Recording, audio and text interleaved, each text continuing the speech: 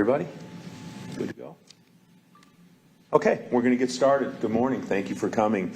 To my left here, we have prosecutor from Platte County, Eric Zant, who is here to add to our press conference, and Carlos Salazar, who is part of our working group on the body cam working group that we had when we went through this process. So they'll both speak here in just a minute. I'd like to thank everyone for coming here today. This has been a big week for police across the nation.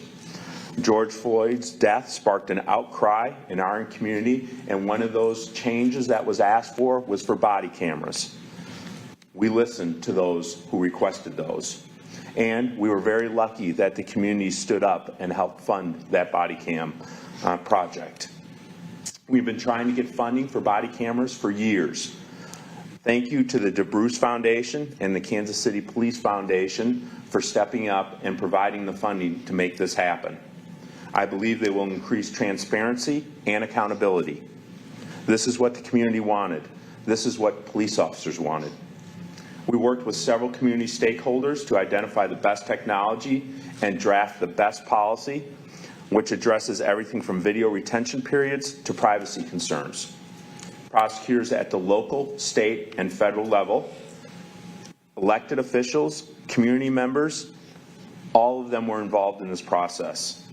I'd like to introduce one of our community members who is part of the working group, Carlos Salazar. Thank you, Chief. Good morning. My name is Carlos Salazar. I'm a 40-year resident of Kansas City, Missouri, but a lifelong resident of the Kansas City metro area. I would like to, again, I appreciate that the department asked for community input and that I was selected as a member to serve on this committee. But I also want to throw a shout out to Officer Chato Villalobos, who asked me to serve with this committee to represent the community. When we met, we met quite a few times. The one thing that came out every meeting was policies. Where are the policies? How can we look at the policies? And those were always being developed. But we overemphasized it because we knew that was going to be the key to ensure success of this committee. And some of the things we looked at besides policy that are included in the policy were to ensure that they were effective to use, in use, policies that they were clear and followed by all, ensure that secure system and community partner holding the department accountable, along with triggers, what triggered them off, what triggered them on, not only the video, but also the voice as well. So again, we feel that this will bring accountability to the department and give the community a source of understanding that we worked for you, we were here for you, and ensuring that the department has the tools necessary to do the job. And again, that was our role, and I'm glad that I was selected to participate, and I thank you for being here. I'd like to introduce now another member of the working group, Platte County Prosecutor Eric Zant.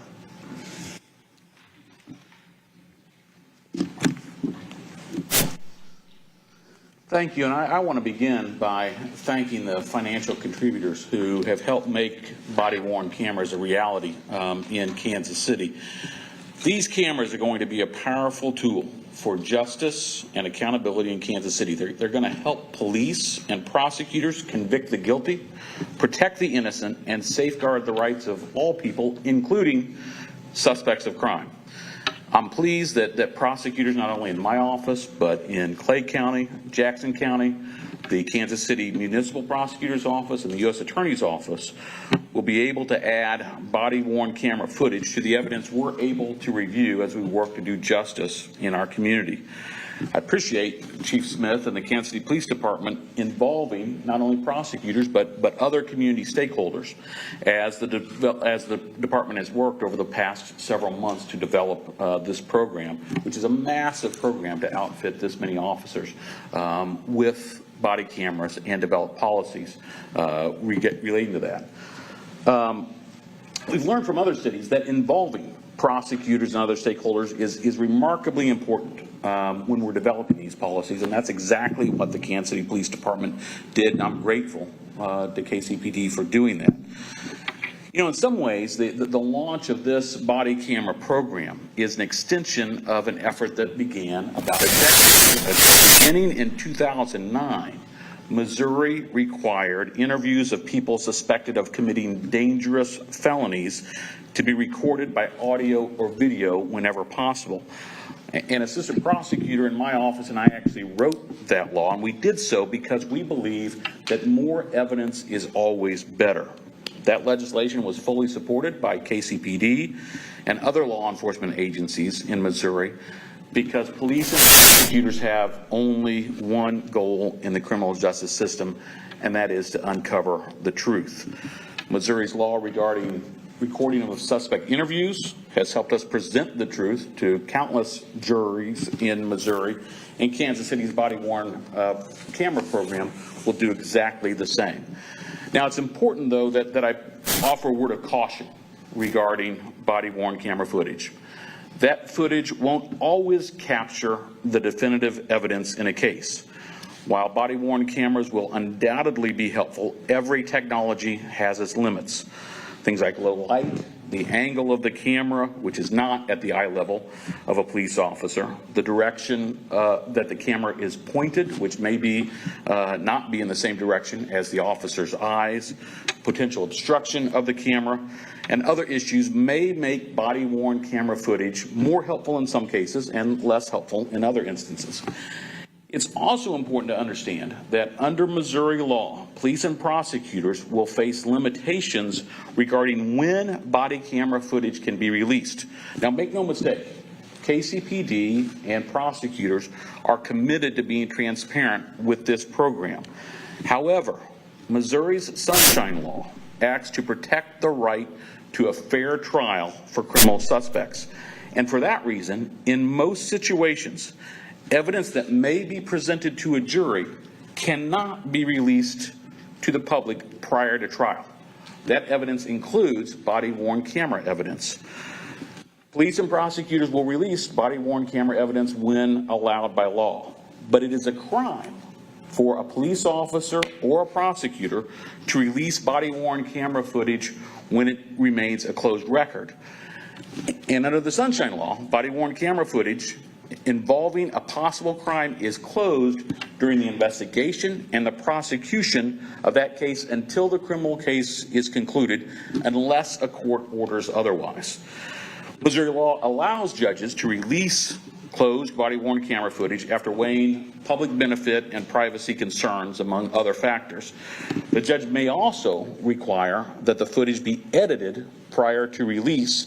In some instances, the law requires that if body-worn camera footage is released, that the police or prosecutors must give 10 days notice to people shown in it prior to releasing it so that those people have an opportunity to object to its release.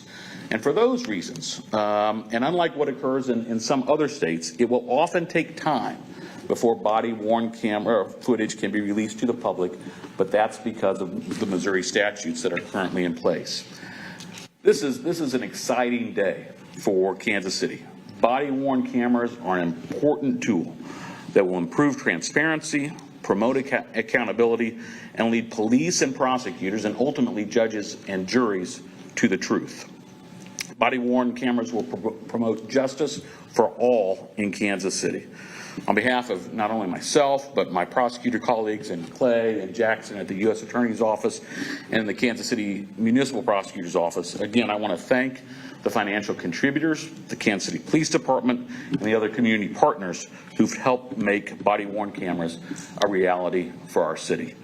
With that, I'll turn things back over to Chief Smith.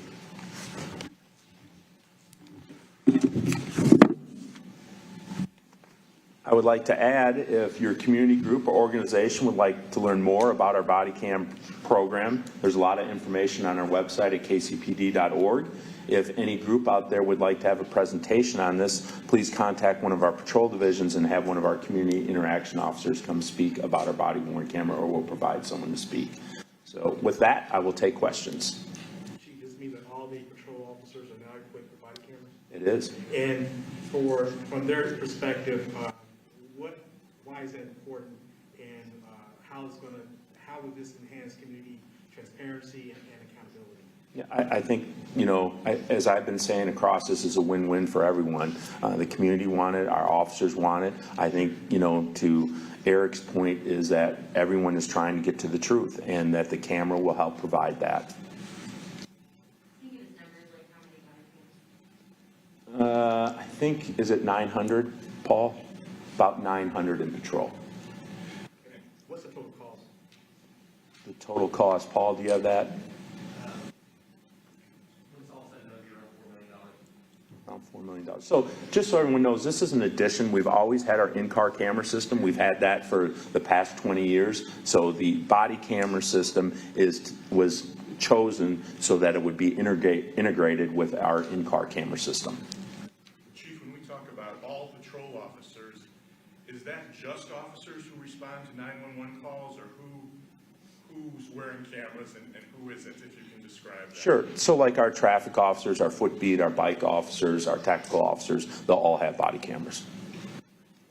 So we just heard the big number of getting these body cameras, but what is that annual fee, I guess, to retain the video? You guys are gonna have to pay for that annually too, right? We're doing in-house storage, so Okay. that's incorporated in that cost.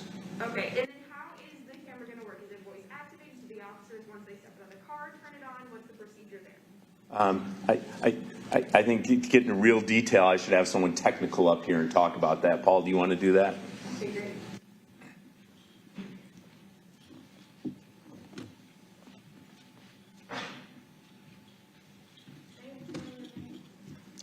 Paul Luster, L-U-S-T-E-R, Title, major. What division? I'm in the fiscal division, but I was the project manager for the body-worn camera project. What was the question? Was it triggers? Yeah, so how does it work? Are they supposed to press on whenever they step out of the car? Is it voice activated? How does that work? So when we originally got the new in-car camera systems, when we were getting information on that, one thing that we found advantageous is if you use the same brand system, you can have what's called common triggers. So all the cars have what's called a common trigger box in them. So if the in-car camera is on, the body camera is on. If the body camera is on, the in-car camera is on. So our policy requires certain times where those cameras are manually turned on, or also just if the lights come on, sirens come on, it's automatically turned on. So that it can be either triggered automatically through that or manually. And then once again, the policy that we created mandates when they'll be turned on or off. And how long is the footage going to be saved for? So that's a very complex question, but you have evidentiary footage and you have non-evidentiary footage. So non-evidentiary footage that's not related to a crime, just your everyday police contact, that's 180 days. The evidentiary footage is by statute depending on the offense. Any policy on whether each officer must have that on, or any policy regarding their failure to turn that on? Yes, so the policy is there's, calls for service, traffic stops, any contact that could result in law enforcement action being taken, it has to be on. And then, of course, we address policy violations on a as needed basis, obviously. So that's covered more broadly in our policies that you're expected to abide by the policies in place. And a citizen can request that they not be recorded, is that true? That is true. If we're entering like a private residence, we'll disclose that we're wearing the technology, and they can certainly request that we not have it on. However, if some enforcement action looks like it's going to need to be taken, they're going to be turned back on. And an officer has some discretion if they believe they're not going to take any enforcement, they can turn the camera off. Correct. And they make that, they're the judge there, I mean, they make that decision whether they're going to act or not act. Correct. What was the training like for the implementation of these body cameras? So it wasn't with the in-car cameras that we've been using for decades now. There's not a huge difference. So the officers were used to them. So as we rolled it out in phases, and as we went to each patrol division or each like the traffic unit the chief mentioned, we had just one-on-one training with the section, the digital technology section that is in charge of the body-worn cameras. They had one-on-one training sessions with members of those divisions or specific units. So again, Major, it's patrol officers, traffic, and TAC? Yes, basically the patrol bureau, everything that falls under that, so traffic, tactical response. And that's about 900, you said? Yeah, give or take. I don't have the exact number in front of me. And the cost was like $4 million, but the year-to-year cost of that has not been determined yet? That's calculated into that number already, because we didn't. Here's $4 million. Yeah, that should get us. We anticipate that should get us through the life cycle of these cameras. So that any written person, like maybe the media or any of the person wants to request it, ideally, they could wait an infinite number of time, a number of days before they get this, because it just depends on how the case is moving forward and what that case is. Yeah, every circumstance would be different. So if you wanted it, if I went to a call for service and there was no enforcement and you wanted it, it could be very quickly. If the case was in court or charges were being filed, then it could be some period of time. But any other citizen. And what was the initial cost just to purchase all the cameras and stuff? I don't have those numbers in front of me, Glenn. I can get them to you because it's been phased. So I think, for the hardware, we'll be in around $2.5 million. I would say somewhere in there. And you guys are looking to purchase more or add more on-board detectives? Can you talk to us about that? Yes, we applied for a federal grant and were awarded that grant to purchase an additional 400 for investigations bureau staff. And so we're just waiting on that money to come through. Is there a Federal grant. timetable, or are you guys just kind of waiting? Yeah, we just have to, because it's such a large purchase, there's certain, processes you have to go through with the federal government, and we're just going through those processes now. I'll say that we'll take 2 more questions. Some of our PIOs will be available in the back for some of your more technical, specific questions or about the other reforms. We put that in the handout, but just, let's say 2 more questions. Can I ask a question to the chief? Sure. One of the things, speaking with some of the other, community leaders around here, they're mentioning they're happy about the body cameras, but they are worried of trusting the leadership, such as yourself, in holding your officers accountable if they are caught doing something wrong on those body cameras. What would be your message to those that are kind of feeling a little eerie? Well, the message should be strong that people are going to be held accountable for wearing their body cameras. I will say that we've had this, as we said, with our in-car camera systems for 2 decades. We first went through that 20 years ago when we first put out cameras. I don't think we're going to see the same thing. I think it's integrated into most officers' daily activity to have a camera. And I will tell you, and I would say to the community, most officers want that camera running. I don't know of too many officers who would ever say, I don't want a camera today. Every officer wants to have that camera. Chief, how far do you think your department's responsibility goes? People are saying, we need to, policing, it just addresses what happens after it happens. We need to prevent it. So how far do you think your responsibility goes as far as addressing social services and social issues that maybe you want to prevent crime and maybe you have to prevent some of these things? Well, we have the first social workers that I know of in the country working for a police department on our payroll. I think we take very seriously our role in trying to prevent crime with our community interaction officers, our outreach efforts, our youth programs, youth and police initiative, all the things that we're involved in, DARE, everything, PAL, that we do to try and work with our community and prevent crimes. I think we spent millions of dollars on these programs. I think we're very invested in trying to prevent crime. Now, can we do it all ourselves? Absolutely not. I think in some aspects, yes. It's hard to say. There's no doubt we had a record homicide last year rate, and this year is not panning out to be much better. But there's some aspects of our violent crime that's also down. So it's going to ebb and flow, but we're going to continue working for that goal of having less crime. Absolutely. Chief, how would you assess the last week or so with the verdict coming down from Minneapolis? We hear more about officer-involved shootings and so forth. Say that again. How would you assess what are your thoughts about the past year or so, the protests, more attention on police accountability and so forth? And in particular, just this past week, with the verdict coming down in Minneapolis. Well, I think it's been a tough year for everyone, Glenn. I think the pandemic, the cries for reforms and the protests, demonstrations, other things that happen across the country. I think it's a tough year, and I think it's been tough on law enforcement. But I think the idea is that while we're here today, we have a great announcement, we have a great program that's now implemented in the field that should make everyone, like I say, a win-win. So, I'm looking forward to the future. Thank you, guys. Thank you. And we'll be available in the back for any of your questions about the reforms and some of the other stuff that we put out on the press release. Thank you.